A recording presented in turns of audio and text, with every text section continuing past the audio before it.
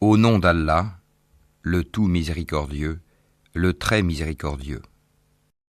Ô prophète, crains Allah et n'obéis pas aux infidèles et aux hypocrites, car Allah demeure omniscient et sage. Prophète, sois ferme, de madame les croyants qui t'accompagnent, dans ta crainte d'Allah en te conformant ses commandements et en renonnant ses interdits, crains le seul, et n'obéis pas aux macrants et aux hypocrites dans ce que leur dicte leur passion. Allah connaît le mieux les stratagmes que les macrants et les hypocrites ourdissent. Il est aussi sage dans sa création et sa gestion. Et suis ce qui t'est révélé émanant de ton Seigneur, car Allah est parfaitement connaisseur de ce que vous faites. Suis la révélation qui provient de ton Seigneur. Allah sait le mieux ce que vous faites, rien ne lui échappe, et il vous retribuera pour vos œuvres. Et place ta confiance en Allah, Allah te suffit comme protecteur. Remets en Allah seul dans toutes tes affaires, et il suffit, comme protecteur, ceux de ses serviteurs qui s'en remettent lui. Allah n'a pas placé à l'homme deux cœurs dans sa poitrine. Il n'a point assimilé à vos mères vos épouses, à qui vous dites en les répudiant « Tu es aussi illicite pour moi que le dos de ma mère ». Il n'a point fait de vos enfants adoptifs vos propres enfants. Ce sont des propos qui sortent de votre bouche. Mais Allah dit la vérité, et c'est lui qui met l'homme dans la bonne direction. Tout comme Allah n'a pas serre deux cœurs dans la poitrine d'un homme, il n'a pas donné le madame d'ogre d'interdiction aux pouses et aux morts, ni n'a donné au fil adoptif le madame d'ogre de parents qu'au fil biologique. Le hir, qui consiste ce que le poudclar que son pouze, lui est désormais illicite, ainsi que le taban, l'adoption punir, sont deux traditions de la période pré-islamique que l'islam abroge. Le hir et le taban ne sont au final que des paroles que vous prononcez et qui n'ont aucune rallye puisque vos pouses ne sont pas vos morts et les fils que vous adoptez n'ont aucun lien de parents avec vous. Appelez-les du nom de leur père, c'est plus équitable devant Allah. Mais si vous ne connaissez pas leur père, alors considérez-les comme vos frères en religion ou vos alliés. Nul blâme sur vous pour ce que vous faites par erreur, mais vous serez blâmés pour ce que vos cœurs font délibérément. Allah, cependant, est pardonneur et miséricordieux. Affiliez ceux que vous prétendez être vos fils leur véritable preux, car ceci est plus juste pour Allah, et si vous ne connaissez pas l'identité de vos preux, ce sont vos frères en religion, et vos affranchis. Appelez-les donc lorsque vous vous adressez eux, mon frère, mon cousin, par exemple, et il n'est rien reproche l'un d'entre vous qui affilie par erreur un affranchi son ancien maître, mais vous commettez un péchage lorsque vous le faites sciemment. Allah pardonne ceux de ses serviteurs qui se repentent et est miséricordieux envers eux puisqu'il ne leur reproche pas leurs fautes. Le prophète a plus de droits sur les croyants qu'ils n'en ont sur eux-mêmes. Et ses épouses sont leurs mères. Les liens de consanguinité ont, dans les successions, la priorité sur les liens unissant les croyants de Médine et les émigrés de la Mecque selon le livre d'Allah, à moins que vous ne fassiez un testament convenable en faveur de vos frères en religion. Et cela est inscrit dans le livre. Le prophète Muhammad a plus de droits sur les croyants qu'ils en ont sur eux dans tout ce qui les appelle, madame s'ils penchent vers des choses différentes de celles auxquelles il les appelle. Ses pouces sont les morts de tous les croyants, et il est illicite tout croyant de poser l'une d'entre elles après sa mort. Dans le jugement d'Allah, concernant l'héritage, les liens du sang prévalent sur les liens de la foi et de la migration pour la cause d'Allah. Des gens ont en effet ri sur la base des liens de la foi et de la migration pour la cause d'Allah, et dorénavant, cette forme d'héritage est abroge sauf si, croyant, vous faites une faveur vos affranchis qui n'arrêtent pas de vous être bienfaisants envers eux, vous êtes libre d'agir ainsi. Ce jugement est traque dans la table préserve, et il doit être exécuté.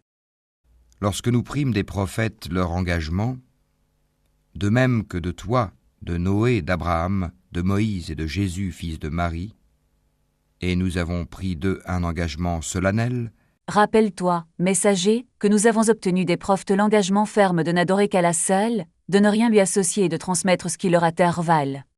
Nous avons pris de toi en particulier ainsi que de Noé, d'Abraham, de Mose et de Jésus, fils de Marie, l'engagement ferme de transmettre les messages que nous leur avons confiés. Afin qu'Allah interroge les véridiques sur leur sincérité, et il a préparé aux infidèles un châtiment douloureux. Allah a obtenu cet engagement ferme des prophètes afin de questionner les messagers véridiques au sujet de leur vracie, dans la finalité de réduire les macrants au silence. Allah prépare l'intention de ceux qui m'accroient en lui et en ses messagers un ch'tim douloureux le jour de la résurrection. Il s'agit du feu de l'enfer. Ô vous qui croyez, rappelez-vous le bienfait d'Allah sur vous quand des troupes vous sont venues et que nous avons envoyé contre elles un vent et des troupes que vous n'avez pas vues. Allah demeure clairvoyant sur ce que vous faites. Vous qui croyez en Allah et mettez en pratique sa religion, rappelez-vous du bienfait dont Allah vous a fait bénéficier lorsque les soldats macrants, coalices, sont fondus sur Médine afin de vous combattre, et les renforts des hypocrites et des juifs. Nous envoîmes alors le vent d'Ab par lequel le prophète fut soutenu, et des soldats anges que vous ne voyez pas. Les macrants s'enfuirent impuissants, et Allah voyait tout ce que vous faisiez. Rien ne lui échappe, et il vous rétribuera pour vos œuvres. Quand ils vous vinrent d'en haut et d'en bas de toutes parts, et que les regards étaient troublés, et les cœurs remontaient aux gorges, et vous faisiez sur Allah toutes sortes de suppositions, Lorsque les macrants vinrent vous du haut et du bas de la Val, de l'est et de l'ouest. À ce moment, les regards se tournent de toutes choses pour se poser sur l'ennemi, et les cœurs remontent jusque la gorge tellement la peur est grande. Vous faisiez sur Allah des suppositions contradictoires, tant vous pensiez qu'il allait vous accorder la victoire, et tant vous s'espriez de lui.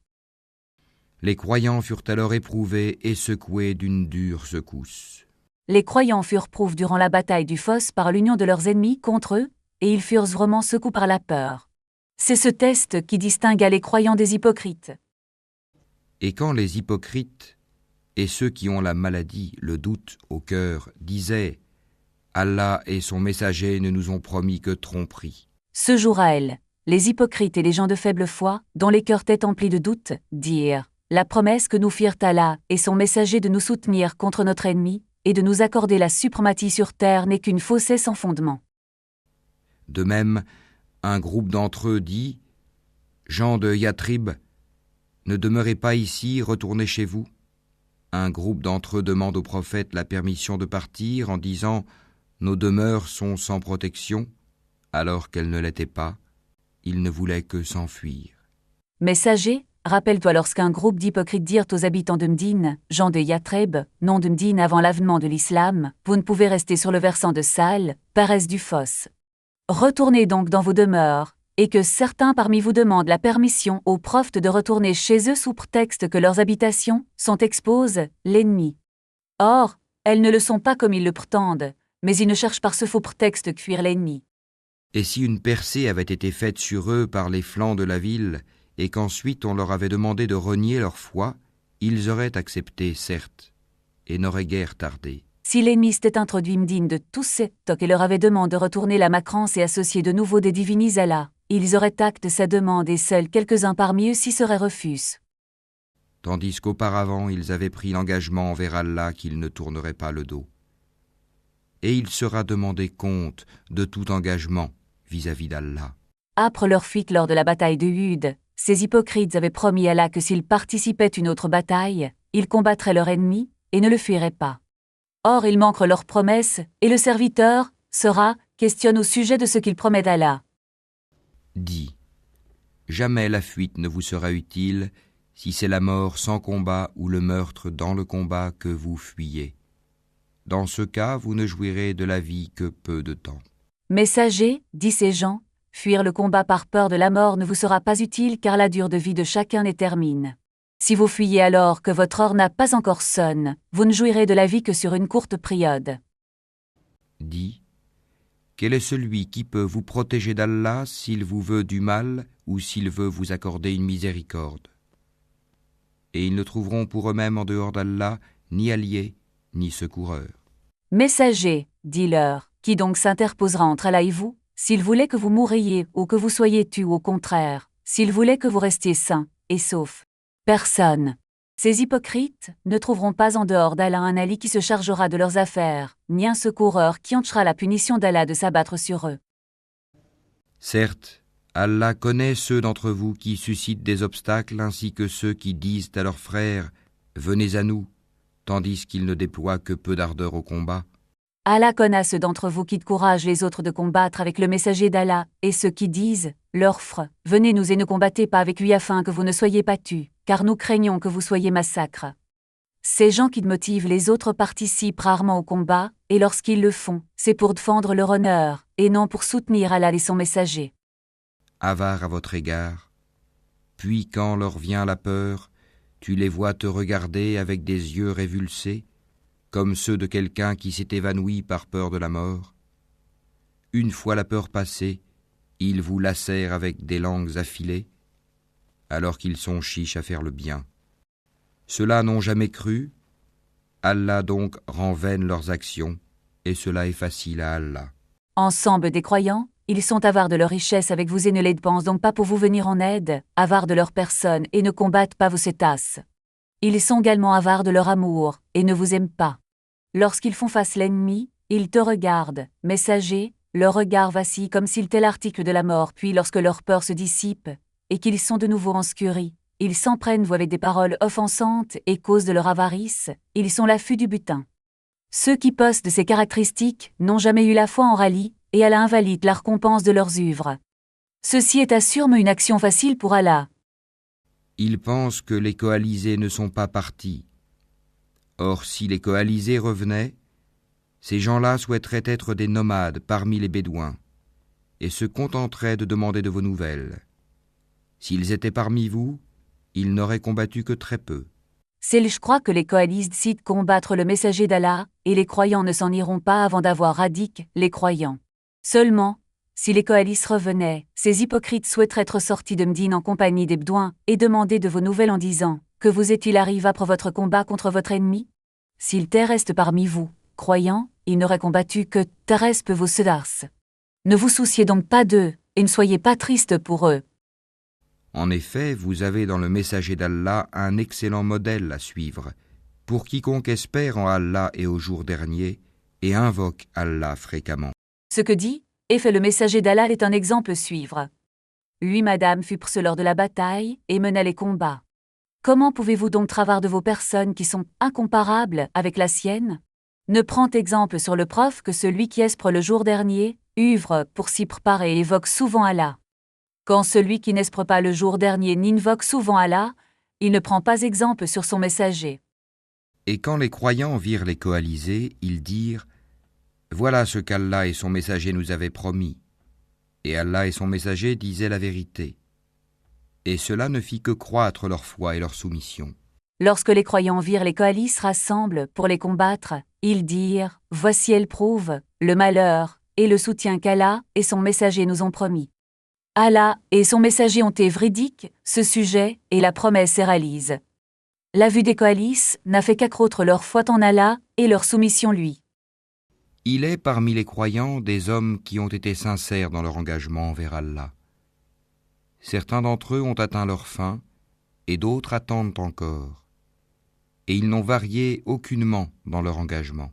Parmi les croyants, il y a des hommes qui sont véridiques envers Allah ont tenu l'engagement qu'ils ont pris de rester fermes et de trier endurant dans la lutte pour la cause d'Allah. Certains sont morts ou ont été tués au combat, et d'autres attendent leur tour de tomber en martyrs. Tous ces croyants n'ont pas manqué leur engagement, contrairement aux hypocrites. Afin qu'Allah récompense les véridiques pour leur sincérité et châtie s'il veut les hypocrites ou accepte leur repentir. Car Allah est pardonneur et miséricordieux.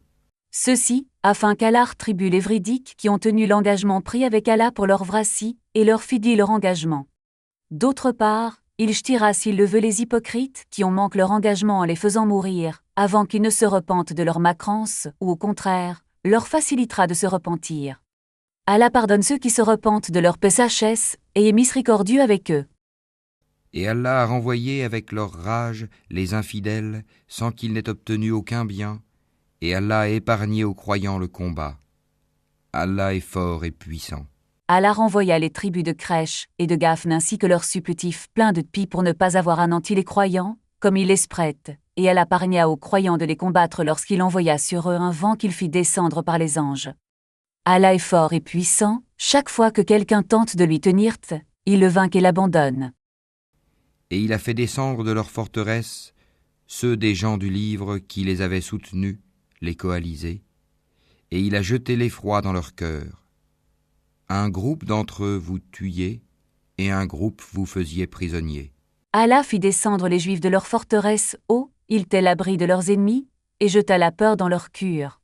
Vous en tuez certains croyants, et vous en emprisonnez d'autres. Et il vous a fait hériter leurs terres, leurs demeures, leurs biens, et aussi une terre que vous n'aviez point foulée. Et Allah est omnipotent. Après les avoir anéantis, Allah vous a fait entrer en possession de leurs terres, cultive et plante en palmiers ainsi que de leurs maisons et de leurs autres richesses. Il vous a aussi fait entrer en possession de la terre de Kébar que vous n'aviez jamais foulée auparavant, mais que vous foulerez dorénavant. Ceci est une promesse et une annonce jouissante faite aux croyants. Allah a pouvoir sur toutes choses et rien ne lui est impossible. Ô prophète, dis à tes épouses, si c'est la vie présente que vous désirez et sa parure, alors venez, je vous donnerai les moyens d'en jouir et vous libérerai par un divorce sans préjudice. Prophète, dit épouse, lorsqu'elle te demande de te penser plus pour elle alors que tu n'as pas de quoi te penser plus, si vous tirez la vie du bas monde et ses ornements, venez donc que je vous donne la compensation mérite pour les femmes repudies et que je vous repudie sans dommage ni préjudice. Mais si c'est Allah que vous voulez et son messager, ainsi que la demeure dernière, Allah a préparé pour les bienfaisantes parmi vous une énorme récompense. Si vous tirez en revanche l'agme d'Allah et de son messager, et entrez au paradis dans l'autel, soyez patients car Allah serve celles d'entre vous qui sont bienfaisantes, en patientant et en ayant une vie commune agréable, une immense rétribution. Ô femmes du prophète, celle d'entre vous qui commettra une turpitude prouvée, le châtiment lui sera doublé par 2 fois, et ceci est facile pour Allah. Pose du prophète, celle d'entre vous qui commet un péchage manifeste verra son ch'tim double le jour de la résurrection en raison de son rang et de sa condition, et par gare pour le prophète. Ce doublement de ch'tim est certainement facile pour Allah. Et celle d'entre vous qui est entièrement soumise à Allah et à son messager et qui fait le bien, nous lui accorderons 2 fois sa récompense et nous avons préparé pour elle une généreuse attribution. Celle parmi vous qui obéit constamment à Allah et son messager et accomplit de bonnes œuvres agres par Allah, nous lui accorderons une récompense double de celle des autres femmes et dans l'au-del, nous lui réserverons une rétribution mireuse qui est le paradis. Ô femmes du prophète, vous n'êtes comparable à aucune autre femme. Si vous êtes pieuse, ne soyez pas trop complaisante dans votre langage, afin que celui dont le cœur est malade, l'hypocrite, ne vous convoite pas. Et tenez un langage décent. Pose du prophète Muhammad, vous n'êtes pas égal en mérite et en honneur au reste des femmes. Vous êtes en effet supérieur en mérite, en honneur et en degré n'importe quelle autre femme si vous obéissez aux ordres d'Allah et renoncez ses interdits. Ne soyez pas douce dans votre manière de parler avec les hommes étrangers afin que ceux dont les cœurs sont atteints d'hypocrisie et de désirs charnels illicites ne vous convoitent pas. Dites, au contraire, des paroles dénues de tout ambigu, que les paroles adressent par nécessité soient dites sur un ton sérieux et non sur le ton de la plaisanterie.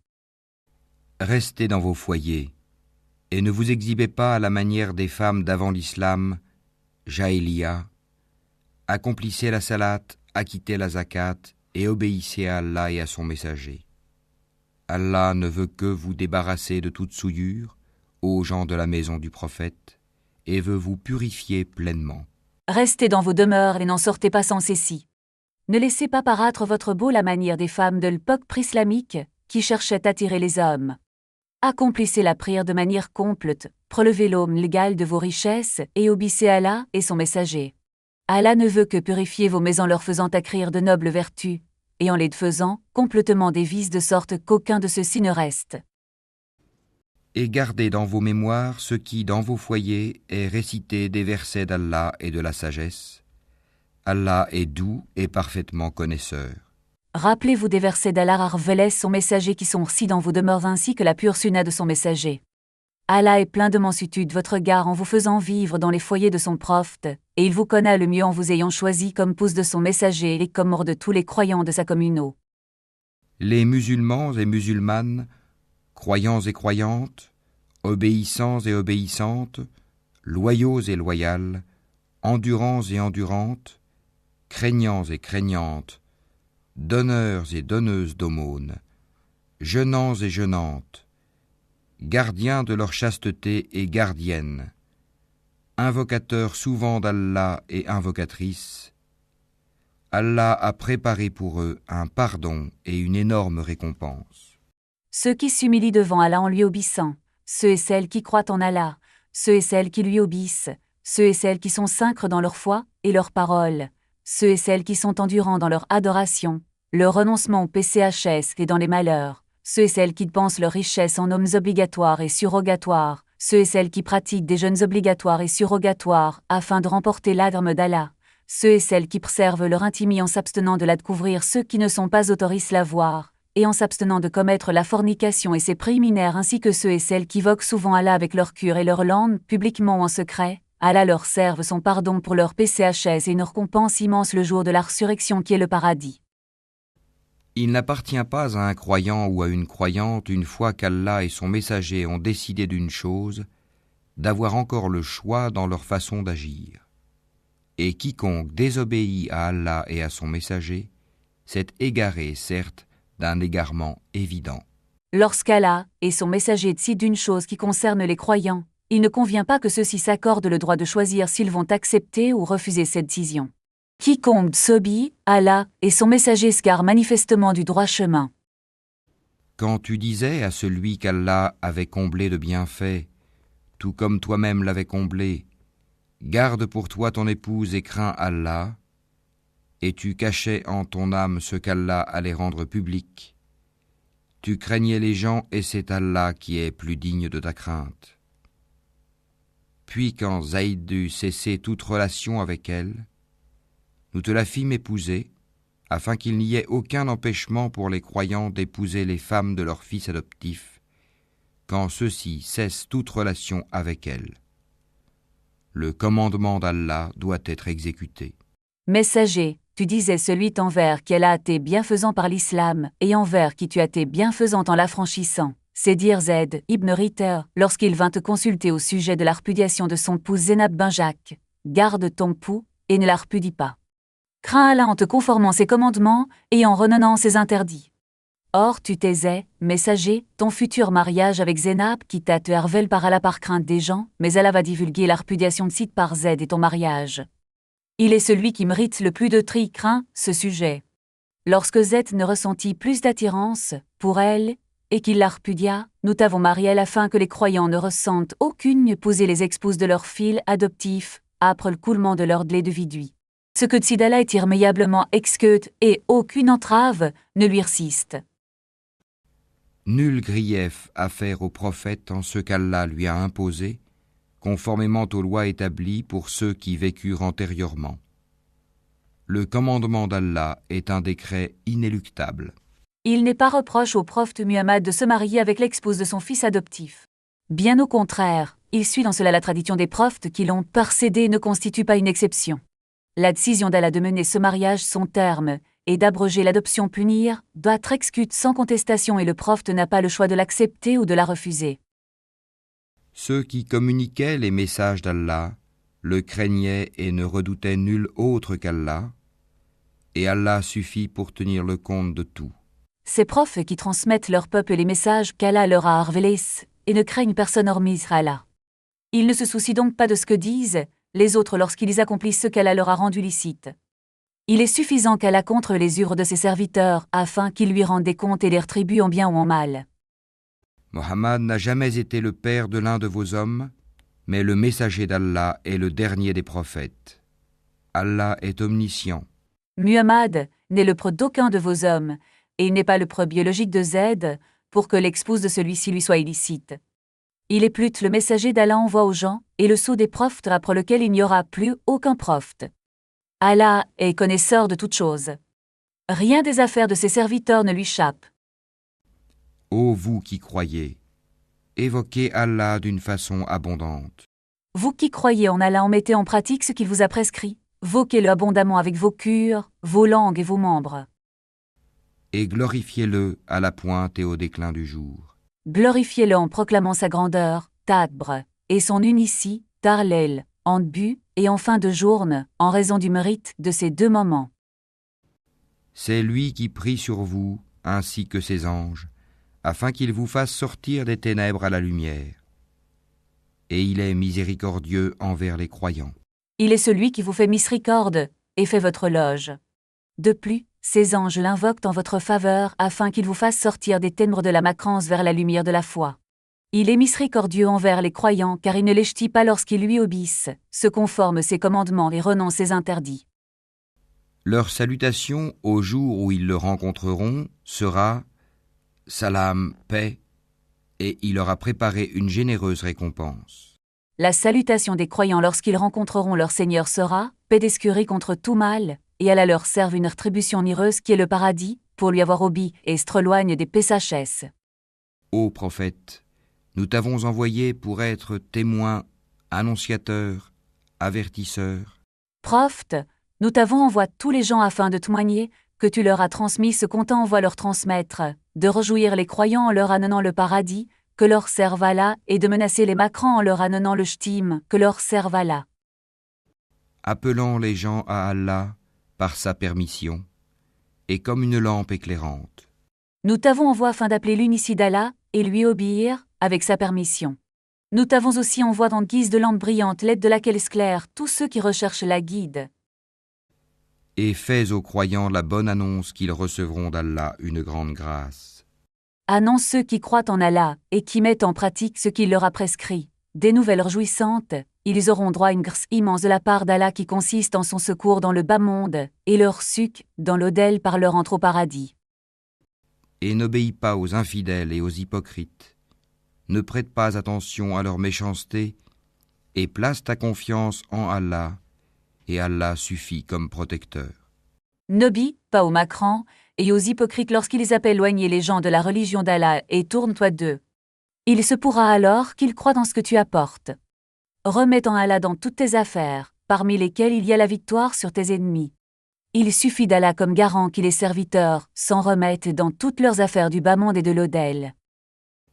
Ô vous qui croyez, quand vous vous mariez avec des croyantes et qu'ensuite vous divorcez d'avec elles avant de les avoir touchées, vous ne pouvez leur imposer un délai d'attente.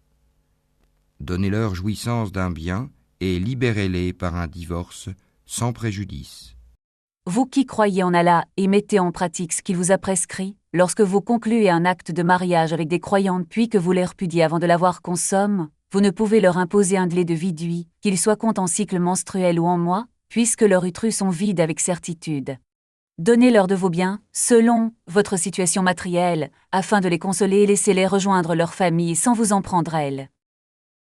Ô prophète, nous t'avons rendu licite tes épouses à qui tu as donné leur mar, dot, ce que tu as possédé légalement parmi les captives ou esclaves qu'Allah t'a destinées, les filles de ton oncle paternel, les filles de tes tantes paternelles, les filles de ton oncle maternel, et les filles de tes tantes maternelles, celles qui avaient émigré en ta compagnie, ainsi que toute femme croyante si elle fait don de sa personne au prophète, pourvu que le prophète consente à se marier avec elle. C'est là un privilège pour toi, à l'exclusion des autres croyants.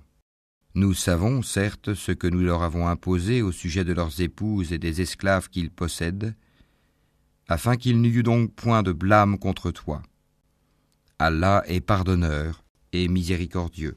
Prophète, nous t'avons rendu licite tes pouces qui tu as remis leurs doigts ainsi que les femmes esclaves qu'Allah t'a fait la faveur de capturer.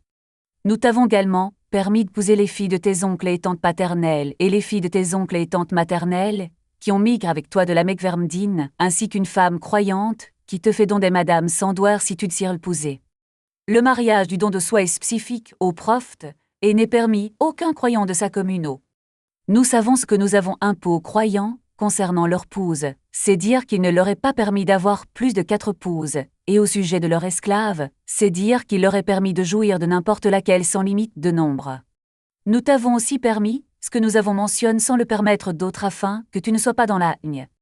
Allah pardonne ceux de ses serviteurs qui se repentent et est miséricordieux envers eux. Tu fais attendre qui tu veux d'entre elles, et tu héberges chez toi qui tu veux. Puis il ne t'est fait aucun grief si tu invites chez toi l'une de celles que tu avais écartées. Voilà ce qui est le plus propre à les réjouir, à leur éviter tout chagrin et à leur faire accepter de bon cœur ce que tu leur as donné à toutes. Allah sait cependant ce qui est en vos cœurs, et Allah est omniscient et indulgent. Prophète, tu reportes la nuit de celle que tu veux t'épouser et tu passes la nuit avec celle que tu veux. Il ne t'est pas reproche de changer d'avis et de passer la nuit avec celle dont tu avais report le tour. Ce choix, qui t'édonne, est plus susceptible d'apporter de la tranquillité épouse et de les satisfaire puisqu'elles sauront que tu ne laisses aucune obligation et que tu ne négliges aucun droit homme. Allah sait le mieux en faveur de quelle pousse vos cœurs penchent, et il connaît le mieux les œuvres de ses serviteurs et rien ne lui échappe. Il est aussi plein de mansuétude envers eux, puisqu'il ne s'empresse pas de les chier afin que, peut-être, il se repente lui. Il ne t'est plus permis désormais de prendre d'autres femmes, ni de changer d'épouse, même si leur beauté te plaît, à l'exception des esclaves que tu possèdes. Et Allah observe toutes choses. Messager, il ne t'est plus permis d'épouser des femmes autres que tes épouses actuelles, ni de les repudier ou d'en repudier certaines afin d'épouser d'autres femmes, madame, si leur beau te plaît. En revanche, il t'est permis de jouir des esclaves que tu possèdes sans limite de nombre, et Allah est garant de toutes choses. Ce jugement démontre le mérite des morts des croyants puisqu'il est illicite aux prophètes de les repudier et d'épouser d'autres femmes qu'elles. Ô vous qui croyez, n'entrez pas dans les demeures du prophète, à moins qu'invitation ne vous soit faite à un repas sans être là à attendre sa cuisson. Mais lorsqu'on vous appelle, alors entrez. Puis, quand vous aurez mangé, dispersez-vous sans chercher à vous rendre familier pour causer. Cela faisait de la peine au prophète, mais il se gênait de vous congédier, alors qu'Allah ne se gêne pas de la vérité. Et si vous leur demandez à ces femmes quelque objet, demandez-le leur derrière un rideau. C'est plus pur pour vos cœurs et leurs cœurs. Vous ne devez pas faire de la peine au messager d'Allah, ni jamais vous marier avec ses épouses après lui. Ce serait, auprès d'Allah, un énorme péché. Vous qui croyez en Allah et mettez en pratique ce qu'il vous a prescrit, n'entrez dans les demeures du prophète que s'il vous y autorise, comme lorsqu'il vous invite manger, et ne restez pas longuement à attendre la cuisson du repas. Entrez plus que lorsqu'il vous invite, et dès que vous finissez de manger, partez et ne restez pas prendre plaisir discuter les uns avec les autres. Ceci contrarie en effet le prophète, et il est gens de vous demander de partir tandis qu'Allah ne ressent pas de lui ordonner laverie. Il vous ainsi ordonne de partir afin que vous ne contrariez pas le prophète en restant chez lui. En outre, lorsque vous demandez aux pouces du prophète un ustensile ou autre, demandez-le leur derrière un rideau, et ne leur faites pas face, afin que vous ne les voyiez pas par gare, pour elles et pour le rang du prophète. L'ordre de vous adresser elles derrière un rideau est plus pur pour vos cures et pour les cures des pouces du prophète, car il empêche Satan de vous insuffler le mal et de vous l'embellir croyant. Il ne convient pas que vous contrariez le prophète en restant discuter chez lui et en posant ses pouces après sa mort car elles sont les morts des croyants. Or, il n'est permis personne, poser sa mort. Contrarier le prophète en posant ses pouces après sa mort, entre autres, est illicite et est un péché immense auprès d'Allah. Que vous divulguiez une chose ou que vous la cachiez, Allah demeure omniscient. Que vous manifestiez une part de vos œuvres ou que vous la dissimuliez, rien n'échappe à Allah car il est connaisseur de toutes choses. Rien de vos œuvres ou autres agissements ne lui est inconnu et il vous retribuera en bien ou en mal. Nul grief sur elles au sujet de leurs pères, leurs fils, leurs frères, les fils de leurs frères, les fils de leurs sœurs, leurs femmes de suite et les esclaves qu'elles possèdent. Et craignez Allah, car Allah est témoin de toutes choses. Il ne leur est pas reproche que leur prose ainsi que leurs fils, leurs frères, leurs neveux de sang ou de lait les voient ou leur parlent sans voile. Il ne leur est pas non plus reproche que les femmes croyantes et les esclaves femelles qu'elles postent leur parlent sans voile croyantes. Craignez Allah dans ce qu'il vous ordonne et défendu car il voit ce que vous laissez paraître et entend ce que vous dites. Certes, Allah et ses anges prient sur le prophète. Ô vous qui croyez, priez sur lui et adressez-lui vos salutations. Allah fait auprès de ses anges l'éloge du messager Muhammad, et ses anges l'invoquent en sa faveur, vous qui croyez en Allah et mettez en pratique ce qu'il a prescrit ses serviteurs. Priez sur le messager et adressez-lui vos salutations. Ceux qui offensent Allah et son messager, Allah les maudit ici-bas, comme dans l'au-delà, et leur prépare un châtiment avilissant. Ceux qui offensent Allah et son messager en parole et en acte, Allah l'éloigne et les exclut de sa miséricorde dans le bas monde et dans l'au-del. De plus, ils leur servent un ch'tim humiliant dans l'au-del pour avoir offensé son messager. Et ceux qui offensent les croyants et les croyantes, sans qu'ils l'aient mérité, se chargent d'une calomnie et d'un péché évident.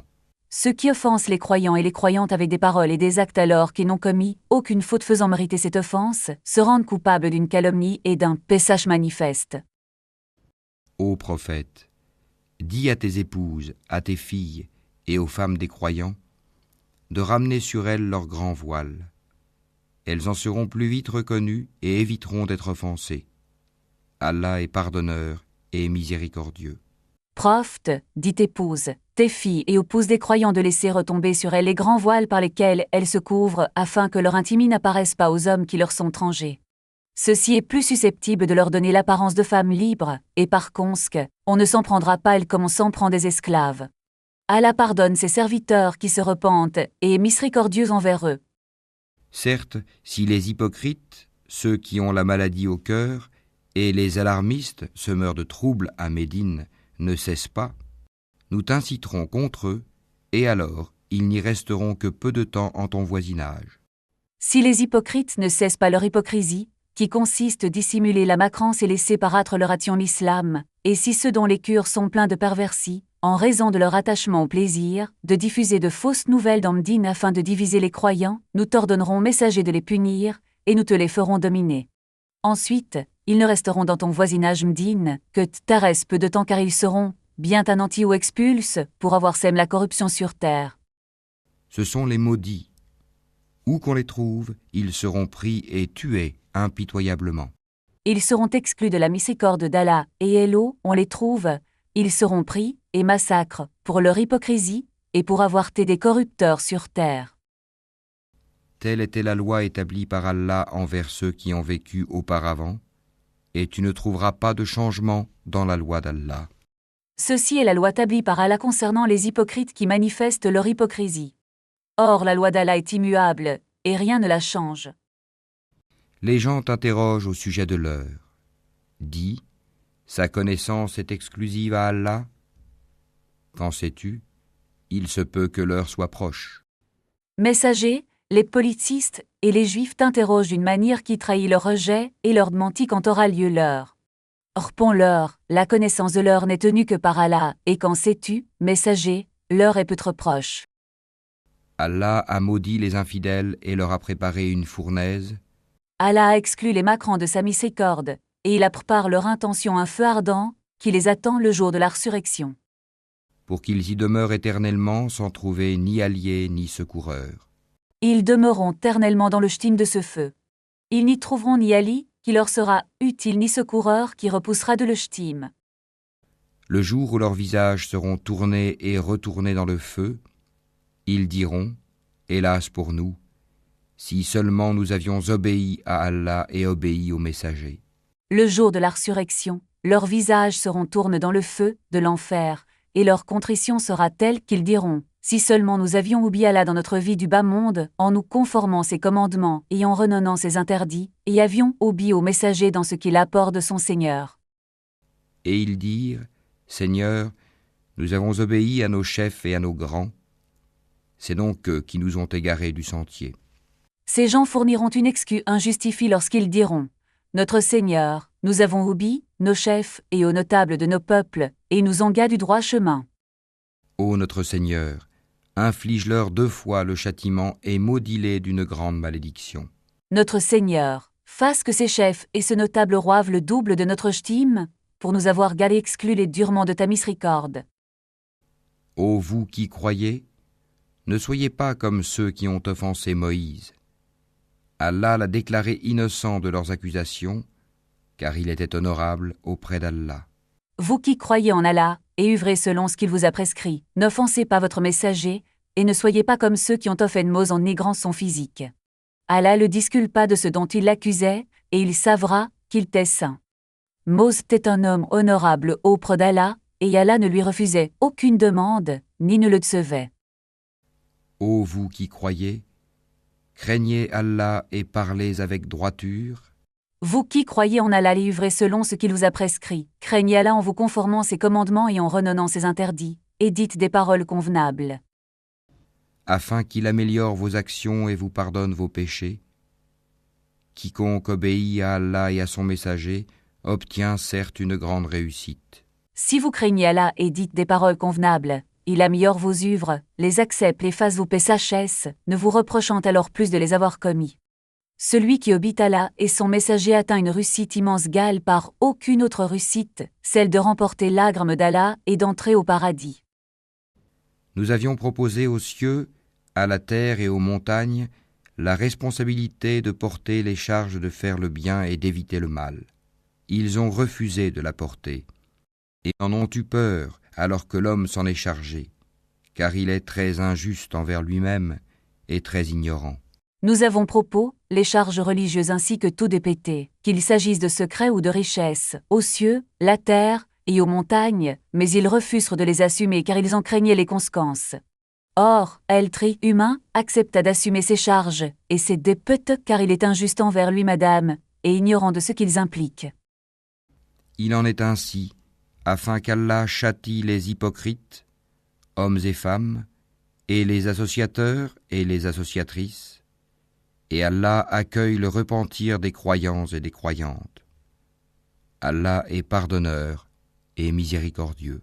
L'être humain accepta par décret d'Allah afin qu'Allah châtie les hypocrites hommes et femmes, et les politistes hommes et femmes, pour leur hypocrisie et leur politisme, et afin qu'il accepte le repentir des croyants et des croyantes qui assument les charges religieuses avec excellence.